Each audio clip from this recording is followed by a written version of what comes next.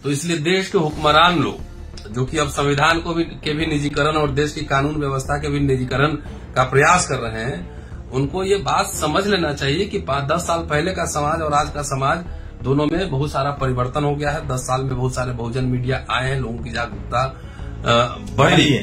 फौज में बहाली थी, उसमें किसान के बच्चे जो जाट, गुर्जर, पटेल, मराठा, कुर्मी, यादव, जो गरीब समाज किसान जातियां हैं, जो मजदूर जातियां, उनके बच्चे जा रहे थे। अब उसको 4 साल 5 साल के लिए कर दिया गया है। बिहार में आंदोलन शुरू हो गया, इसको कैसे देख रहे हैं? बदलाव की तरह देख रहे हैं या तो एक तीर से कई निशाने हैं। ये जो बेरोजगारी है, महंगाई है या बीमारी है, हॉस्पिटल बर्बाद होना, स्कूल कॉलेज विश्वविद्यालय बर्बाद होना, इसके शिकार तो सब होंगे। फिर आखिर बीजेपी मुसलमानों को टारगेट क्यों करेगी? मैं ये कहना चाह रहा हूं आपसे कि मुसलमानों की आड़ में ये बीजेपी और ये आरएसएस के लोग एससी ओबीसी के रुतबे को बर्बाद करना चाहते हैं। ये जो आईएएस, पीसीएस, जजेस, डॉक्टर, इंजीनियर, नेता, अभिनेता, व्यापारी बने हैं, इनको खत्म करना चाहते हैं।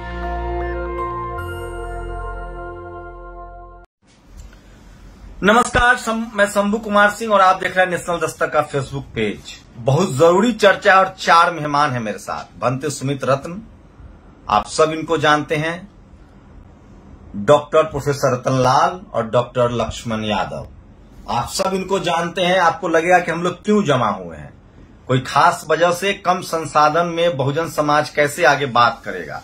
सोशल मीडिया पर पहरेदारी है, क्या डेमोक्रेसी खतरे में? और सबसे बड़ी बात, भंते सुमित रत्न बताएंगे कि क्या मुल्क के मालिक अब सड़कों पर आएंगे, क्या संविधान सचमुच खतरे में है?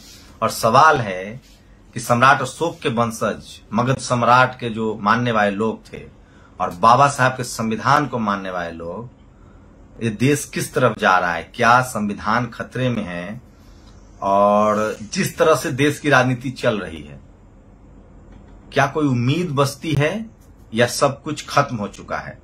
भंते सुमित रत्न से शुरुआत करेंगे, एक एक प्रतिक्रिया लेंगे, यही सवाल रहेगा। मैं अपनी भी प्रतिक्रिया दूंगा और मैं बार बार कहता हूं कि सोशल मीडिया ही सच्चा मीडिया है, सोशल मीडिया ही बहुजन मीडिया है। तो जुड़िए, इसको शेयर कीजिए और देश के घर घर तक पहुंचाइए, क्योंकि सोशल मीडिया पर सरकार की नकेल है और जो चारों लोग हम लोग हैं सब सोशल मीडिया से जुड़े हुए हैं। और वो सिर्फ इसलिए कि बाबा साहब ने मुकनायक की शुरुआत की थी, मान्यवर कांसीराम साहब ने अखबार और मैगजीन निकाला था। जब तक आप पढ़ेंगे लिखेंगे नहीं, तब तक बहुजन आंदोलन बढ़ेगा नहीं। और आज जो टीवी और अखबार है वो 2 कार्यकर्ता है, किसी एक पार्टी का, किसी एक विचारधारा का, उससे बहुजन कैसे निकलेगा? भंते जी, आपसे क्या सॉल्यूशन है जो सवाल उठाए मैंने?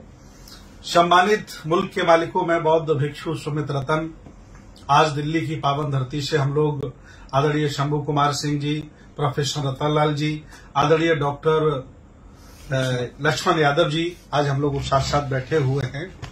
और हम ही लोग ही नहीं बल्कि भारत का प्रत्येक बुद्धिजीवी चिंतन कर रहा है, दुखी है, परेशान है। आखिर वो ये सोच रहा है जो सोचने लायक है कि महापुरुषों के आंदोलन को, उनकी विचारधारा को, उनकी विरासत को कैसे बचाया जाए। अभी आदरणीय शंभू कुमार जी ने बताया कि संविधान वो लोग बदलना चाहते हैं, संविधान खतरे में है। आखिर कैसे क्या हो सकता है? मैं बार बार कहता हूं, आज फिर कहता हूं कि हम लोग कोई कमजोर, असहाय, अछूत या कमजोर लोग नहीं हैं। हम लोग इस देश भारत के पुराने राजा महाराजा हैं। ये देश बनाया हमने है, चलाया हमने है, शीर्ष पर पहुंचाया हमने है। तक्षशिला, नालंदा, उदयपुरी, विक्रमशिला जैसे विश्वविद्यालय हमारे पुरखों ने बना के दिए हैं। ये देश भारत स्वर्ण युग कहा गया, वो भी बौद्धों के सम्राटों का शासन था। आज अगर हम सब लोग मिलकर अपने महापुरुषों की रक्षा सुरक्षा में लग जाते हैं तो मुझे आशा ही नहीं, पूर्ण विश्वास है कि संविधान जी इतना गौरवमय इतिहास था तो धक्का कहाँ लग गया, डेंट कहाँ हुआ? एक मनोज मुंशी रतनलाल जी कह रहा था कि मगध को चाणक्य ने ठेल दिया। ये मनोज मुंशी उर्फ मनोज शुक्ला का बयान है। लक्ष्मण यादव जी, भंते जी से भी जवाब लूंगा, आप लोग इतिहासकार हैं, भाषाविद है, कहाँ कमी रह गई लक्ष्मण जी? आपके मगध साम्राज्य को वो कह रहा है कि ठेल दिया, नहीं सही, जो सिकंदर को हरा चुका था। देखिए, ये एक बहुत गंभीर मसला है, क्योंकि ऐसा नहीं है, ये लोग कभी इस चीज को कबूल तो कर ही नहीं पाते ना कि जिसे वो शूद्र बनाना चाहते हैं। हाँ। बाबा साहब हो या महात्मा फूले, दोनों लोगों ने कहा कि ऐसा नहीं है कि ये जातियां हमेशा शूद्र रही हैं।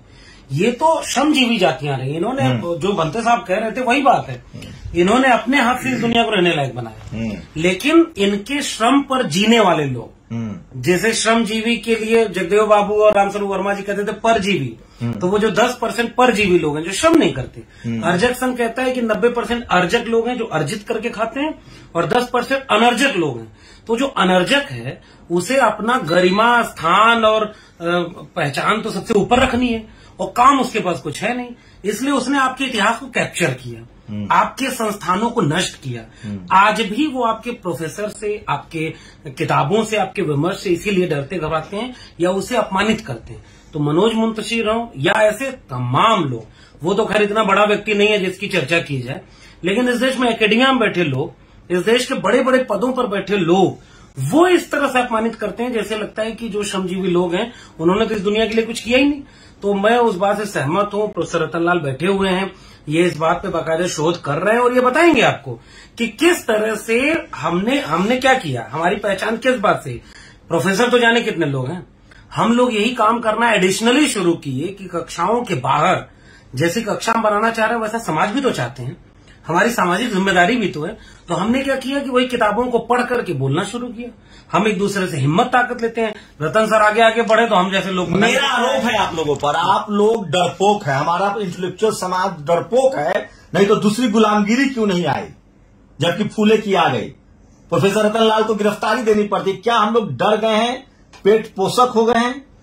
देखिए, एक बात तो ये है कि डरने जैसा कुछ नहीं है, ये एक स्वाभाविक मेधा भी होती है।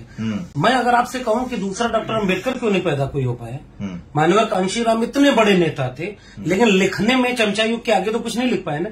लेकिन ऐसा नहीं कि फिर माननीय कांशीराम की भूमिकाएं नहीं होंगी, उनकी अलग भूमिका होगी। और सही बात है, देखिए मैं तो इस बात को कबूल करता हूं कि जिनका हम नाम लेते हैं वो लोग तो बहुत बड़े लोग थे। फूले, पेरियार, अंबेडकर, भगत सिंह, ये तो बहुत बड़े लोग थे। हम तो इतने नालायक हैं कि उन्होंने जो लिखा है वही नहीं पढ़ पाते, या पढ़ पा रहे हैं लेकिन बोलने की हिम्मत नहीं है। पढ़ते भी नहीं, जो पढ़ते हैं वो बोलते नहीं। इसीलिए रतनलाल जब अम्बेडकर नामा लेके आते हैं तो पूरा देश दुनिया में चर्चा होती है कि अच्छा अम्बेडकर ने ये भी लिखा है, पेज नंबर रेफरेंस से। तो हम लोग की ये भूमिका है, हम लोग वाकई निकम्मे और कमजोर लोग हैं। लेकिन ऐसा नहीं है कि हम डरपोक सारे लोग हैं, डरपोक होते तो अब तक खत्म हो गए होते। हमारे मिजाज में डर नहीं है, हमारे मिजाज में लड़ना है। हम जब हिम्मत करके एकजुट होकर के लड़ते हैं तो वाकई हम अपना इतिहास क्लेम करते हैं। आप क्या सीखे अपनी, आप जो लड़ाई लड़ रहे हैं प्रोफेसर साहब, आपको जो भोगना पड़ रहा है, क्या समाज ने जिस तरह से आपको बैकअप दिया, आप खड़े हुए हैं, क्या एक नई ताकत मिली है या लोग डरा के चुप करा देंगे? नहीं, शुक्रिया पहले सब दोस्तों का और पूरे समाज का, क्योंकि अब तक तो ये समझते थे कि नेता के लिए ही लोग सड़क पर आते हैं, लेकिन एक आम व्यक्ति, एक आम शिक्षक, एक एक्टिविस्ट के लिए पूरे भारत भर में और दुनिया भर में प्रदर्शन हुआ। तो ये एक बड़ी बदलाव है और एक नए बदलाव का ये संकेत है। तो इसलिए देश के हुक्मरान लोग जो कि अब संविधान के भी निजीकरण और देश की कानून व्यवस्था के भी निजीकरण का प्रयास कर रहे हैं, उनको ये बात समझ लेना चाहिए कि 5-10 साल पहले का समाज और आज का समाज दोनों में बहुत सारा परिवर्तन हो गया है। 10 साल में बहुत सारे बहुजन मीडिया आए हैं, लोगों की जागरूकता बढ़ी है।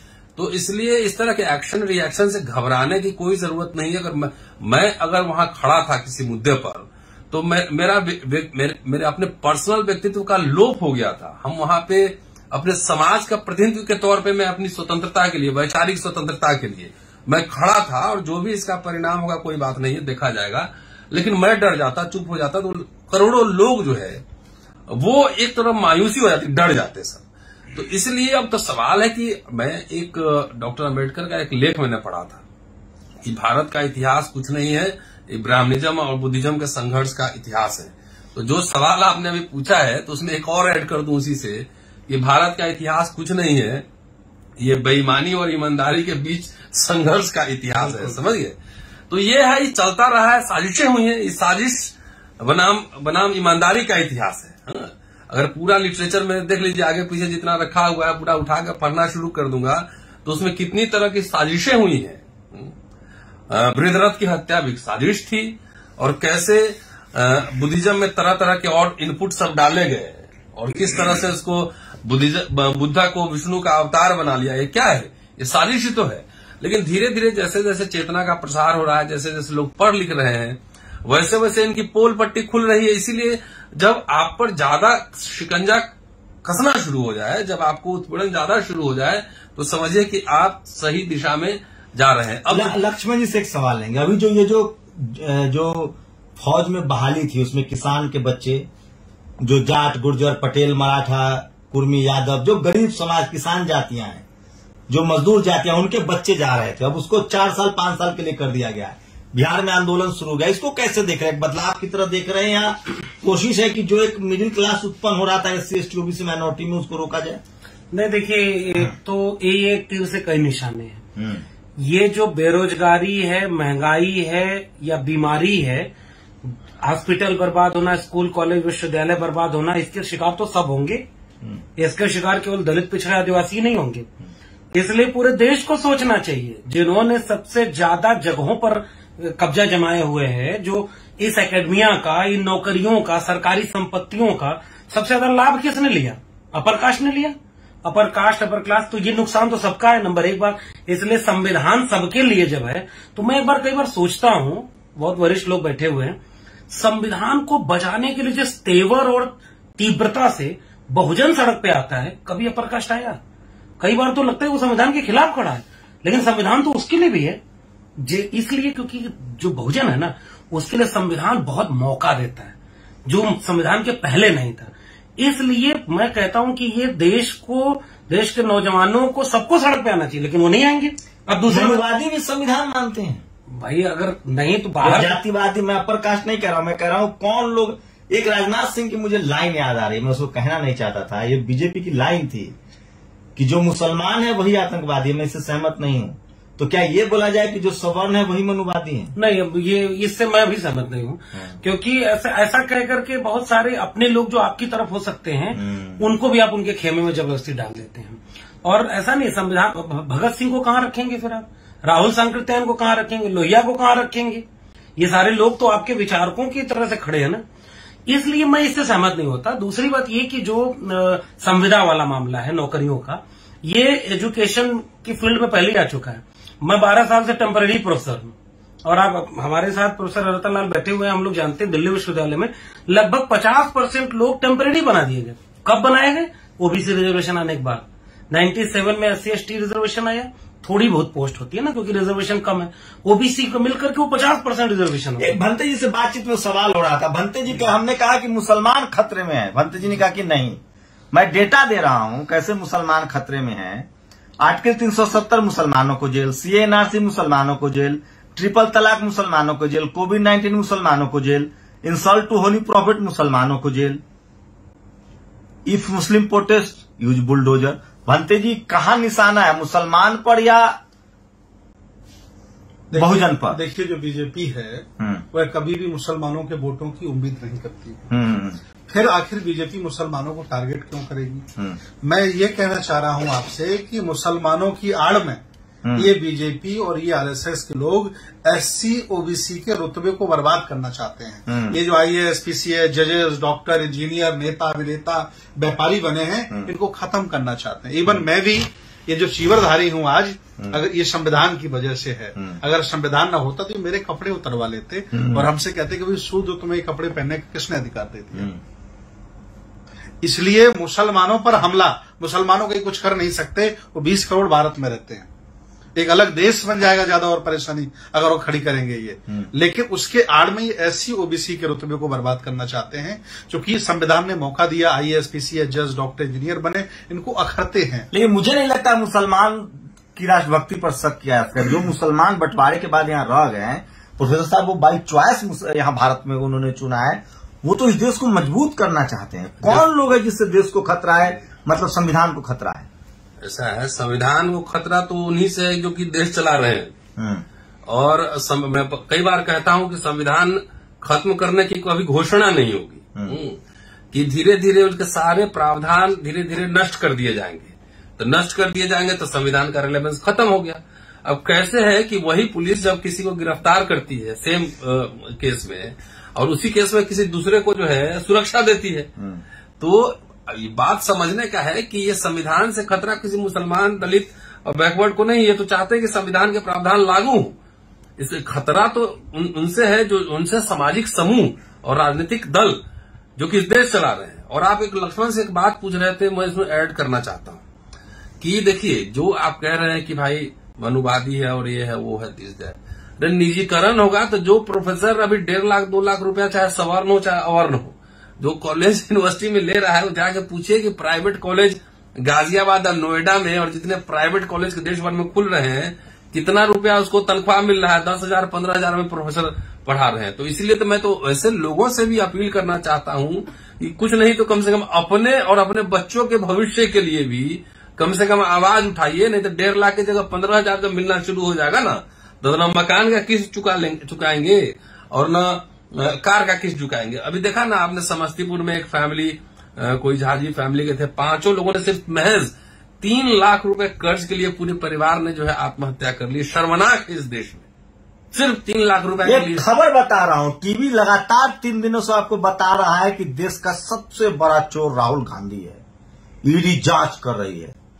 10,000 करोड़ की भूमि पर नोएडा में अतिक्रमण है। 10,000 करोड़। केंद्र में बीजेपी की सरकार है, यूपी में बीजेपी की सरकार है। मीडिया से कैसे लड़ेंगे सर? मीडिया में वो ताकत है कि दोषी को अपराधी और अपराधी को दोषी साबित कर दे और निर्दोष साबित कर दे। देखिए, मीडिया से लड़ने के लिए हमारे पास अब तो सोशल मीडिया है ना, और ऐसा भी सर्वशक्तिमान नहीं है कि मीडिया जो चाहेगा कर लेगा। पूरा मीडिया किसान आंदोलन के खिलाफ था कि नहीं था? और लोगों ने सोशल मीडिया पर और अपनी इच्छा शक्ति से साल भर धरना पे बैठ के ज्यादा उससे सरकार को बैकफुट पर लाया कि नहीं लाया? SC/ST एक्ट के मामले में सरकार बैकफुट पे गई कि नहीं गई? रोस्टर के मसले पे सरकार बैकफुट पे गई कि नहीं गई? तो इसी तरीके से ये है कि थोड़ा सा दुखद ये है कि पॉलिटिकल क्लास जो है वो साइलेंट है। समाज तो जग रहा है, समाज तो लगातार, आप देख रहे हैं इतने सालों से आप कवर कर रहे हैं, लगातार प्रोटेस्ट कर रहा है, लगातार लड़ रहा है। अब यह है कि राजनीतिक दलों की भी जिम्मेदारी है कि वो भी आवाज अपना मुंह खोलें और कम से कम आह्वान करें कि संविधान के पक्ष में ही, और जितने सवर्ण भी हैं जो संविधान को मानते हैं, उनको चाहिए कि कम से कम उसके पक्ष में खड़े हो। बहुत लोग बोल भी रहे हैं। कहाँ भंते जी कमी रह गई आपके जो पूरा जो आंदोलन आप कह रहे थे कि मुसलमानों का नहीं, पिछड़ों का हकमारी है, खासकर ओबीसी की हकमारी है।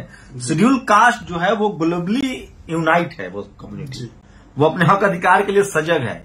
ओबीसी जो है वो अपने धर्म के लिए, अपने अधिकार के लिए, वो सम्राट अशोक का वंशज है, वो साहू जी महाराज का वंशज है, वो शिवाजी का वंशज है, वो फूले का वंशज है, वो पेरियार का वंशज है, वो जगदेव बाबू का वंशज है। वो कहाँ कमी रह जा रही है बताइए?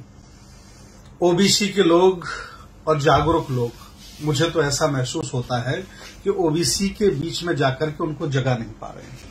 अगर उनको ये समझा देते कि कर्पूरी आपके हैं, ज्योतिबा आपके हैं, छत्रपति आपके हैं, साहू जी आपके हैं, तो मुझे लगता कि बहुत कुछ परिणाम अच्छे होते। और हाँ, जो आपके दुश्मन हैं, जो गुलाम बनाए रखना चाहते हैं, उनका एक कौन है दुश्मन? वो आइडेंटिफाई कर सकते हैं दुश्मन? हाँ, बिल्कुल कर सकते हैं। जो समता के विरोधी हैं, जो समता मूलक समाज के विरोधी हैं, जो श्रम विरोधी हैं, जो न्याय के पक्षधर नहीं है, न्याय के पक्षधर हैं, वो सारे लोग भारत के भी दुश्मन हैं और भारत में रहने वाले हक वंचित असहाय कमजोर लोगों के भी दुश्मन। तो 60% आबादी है आपकी ओबीसी की जी। सबसे ज्यादा हिंदू धर्मावलंबी आप हैं, मंदिरों में चढ़ावा आप चढ़ाते हैं, हिंदू मुसलमान में आपका इस्तेमाल हो रहा है। आप जज नहीं है, आप प्रोफेसर नहीं है, आप डॉक्टर नहीं, इंजीनियर नहीं है, तो आपका समाज समझ नहीं रहा है भंते जी। एक्चुअली बाहर से आए हुए लोगों ने लोगों को षड्यंत्र में फंसाया। पहले ईश्वर, आत्मा, परमात्मा, स्वर्ग, नरक त्योहार बनाए, इसके बाद जातियां बनाई और जातियों में भी ये बताया कि आपकी जाति श्रेष्ठ है। और आज ये ऐसी ओबीसी समाज जातियों की श्रेष्ठता में जी रहा है। मैं ये दावे के साथ कहता हूं कि इतना कठोर जातिवादी ब्राह्मण नहीं है, उससे ज्यादा जातिवादी बहुजन समाज के लोग हैं। इन्हें जाति का दूल्हा चाहिए, इन्हें जाति का भंते चाहिए, और जब चुनाव आए तो जाति का ही नेता चाहिए। बताइए इनका कैसे उद्धार हो सकता है? बहुजन यूनिटी नहीं बन पा रही। नहीं, कोई कहीं परिणाम नहीं। आप 20 साल का अम्बेडकरवादी, 20 साल का बुद्धिस्ट आदमी जब भी बिटिया के लिए लड़का ढूंढने जाता है तो गोत्र तलाशता है जाति में। आज दिन तक उसने बहुजन समाज बनाने का काम ही नहीं किया। अगर ये बाबा साहब की बात मान लिए होते तो आज हुक्मरान होते देश में। वही रास्ता है प्रोफेसर साहब, हमें बुद्धिज्म की तरफ जाना ही पड़ेगा, धर्म की तरफ जाना ही पड़ेगा। डेफिनेटली। और भंते सुमित हैं यहाँ पर, उनको मैं बधाई देना चाहता हूँ। लगातार अम्बेडकरनामा पर हमने कई चर्चा चलाई कि बाबा साहब क्या चाहते थे। वो चाहते थे कि बुद्ध विहार में स्कूल, कॉलेज, यूनिवर्सिटी, अस्पताल बने और लोग जाएं, उसका प्रचार करें। भिक्खु लोग के लिए, प्रचारक के लिए उन्होंने कहा था कि उनको सवैतनिक होना चाहिए और उनके लिए इंतजाम हो। तो सुमित साहब जो एक अच्छा काम कर रहे हैं, इटावा में स्कूल खोला है इन्होंने, उसमें अस्पताल भी है जी। और एक पूरा इंस्टीट्यूशन बना रहे हैं। बाबा साहब ने क्या किया था, संस्थाओं का निर्माण किया था। पीपल्स एजुकेशन सोसाइटी से जो है कितने स्कूल, कॉलेज उन्होंने खोले, अखबार निकाले, मीडिया चलाया, तमाम पॉलिटिकल पार्टी बनाया, बहिष्कृत हितकारिणी सभा बनाया, ये तमाम उन्होंने बनाए थे। तो मुझे लगता है कि अब समय आ गया है कि अब जितने बौद्ध धर्मावलंबी या कुछ जो भी हैं वो सब उतरे अपने अपने परंपरा जो तथागत से लेकर अम्बेडकर तक शुरू हुए थे उसकी रक्षा में, और अपने जितने बौद्ध विहार हैं, बौद्ध स्तूप हैं, मठ है जिसपे कब्जा हो गया है, उसको जो है वापसी करवाएं।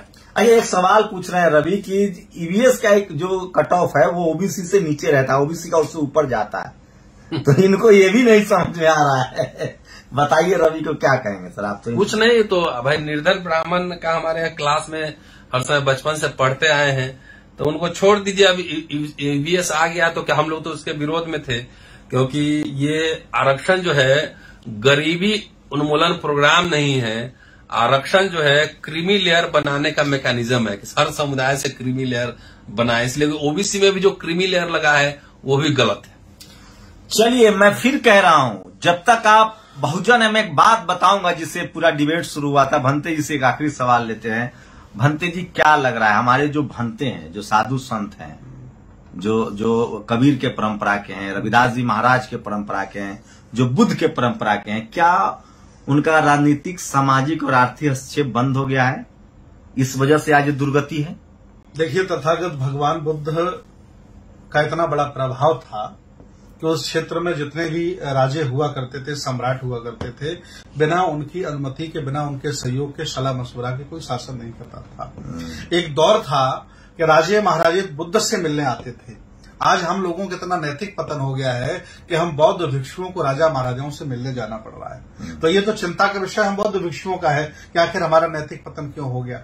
मैं आज कहना एक बात चाह रहा हूं शंभू जी आपसे कि ज्योतिबा राव फुले संघर्ष करते रहे, विद्यालय बनाते रहे। बाबा साहब संघर्ष करते रहे लेकिन विद्यालय बनाते रहे। क्या आज पढ़े लिखे लोग इस काम को नहीं उठा सकते हैं कि अगर बाबा साहब के माध्यम से उन्हें आईएएस, पीसीएस, जजेस, डॉक्टर, इंजीनियर, नेता, अभिनेता बनने का मौका मिला है तो जीवन में एक वो संस्थान खड़ा कर दें। स्वतंत्र भारत में मुसलमानों ने मदरसे बनाए, स्वतंत्र भारत में आरएसएस के लोगों ने, हिंदुओं ने सरस्वती शिशु मंदिर बनाए, स्वतंत्र भारत में ईसाइयों ने कॉन्वेंट स्कूल बनाए, लेकिन अम्बेडकरवादियों ने, बौद्धों ने इस दिशा में कोई काम नहीं किया है। बुद्ध विहार पूजा के स्थल हैं, इससे उद्धार नहीं होगा। उद्धार होगा शिक्षा से। बाबा हमारे लिए तब कर पाए जब वो पढ़े लिखे थे, उन्हें पढ़ने का मौका मिला।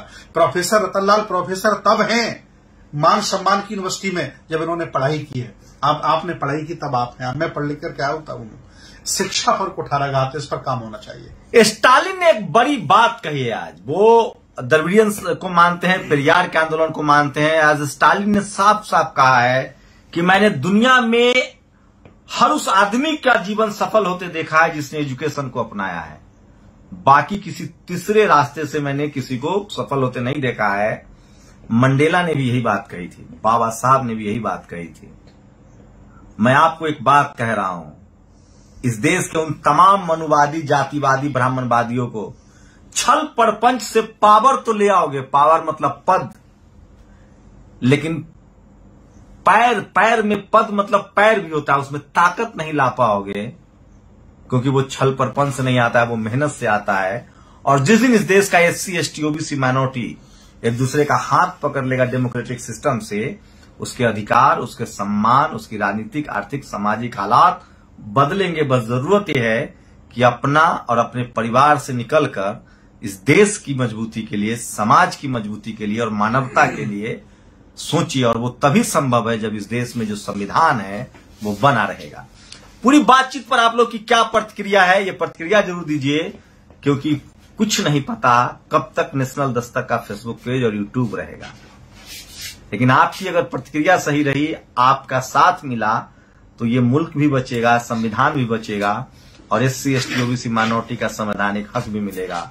लेकिन मैं गुजार भंते जी ने पार्टिसिपेट किया, उनका शुक्रिया, प्रोफेसर रतनलाल जी का शुक्रिया, लक्ष्मण यादव जी का शुक्रिया, और वो तमाम साथी जिन्होंने घर घर तक इस वीडियो को पहुंचाया उनका भी शुक्रिया। मैं फिर कह रहा हूं, भारत में डेमोक्रेसी बहुत जरूरी है, डेमोक्रेटिक सिस्टम बहुत जरूरी है, संविधान बहुत जरूरी है, और जब तक हम इस संविधान को नहीं बचा पाएंगे और संवैधानिक तरीके से अपने अधिकार के लिए सजग नहीं होंगे, और सजग तभी होंगे जब हम स्कूल कॉलेज पहुंचेंगे और प्रोफेसर रतनलाल, लक्ष्मण यादव और भंते सुमित जैसे जो लाखों करोड़ों इंटेलेक्चुअल है उनको आके अपनी बात कहनी पड़ेगी। इसलिए मैंने कहा था जिस दिन इस देश का हर SC, ST, OBC माइनॉरिटी का आदमी एक एक वीडियो सोशल मीडिया पर डालना शुरू कर देगा, बहुजन समाज का आदमी आर्थिक रूप से, सामाजिक रूप से और वैचारिक रूप से PhD कर लेगा। आप लोग अपनी प्रतिक्रिया जरूर दीजिए। शुक्रिया। नेशनल दस्तक की आपसे गुजारिश है कि अगर इसको बचाना चाहते हैं तो नेशनल दस्तक को सब्सक्राइब करने के लिए रेड कलर के सब्सक्राइब बटन को दबाएं, फिर बेल आइकन की घंटी दबाएं। नेशनल दस्तक को बचाने के लिए बहुत जरूरी है कि हर खबर को शेयर करें, लाइक करें, कमेंट जरूर करें।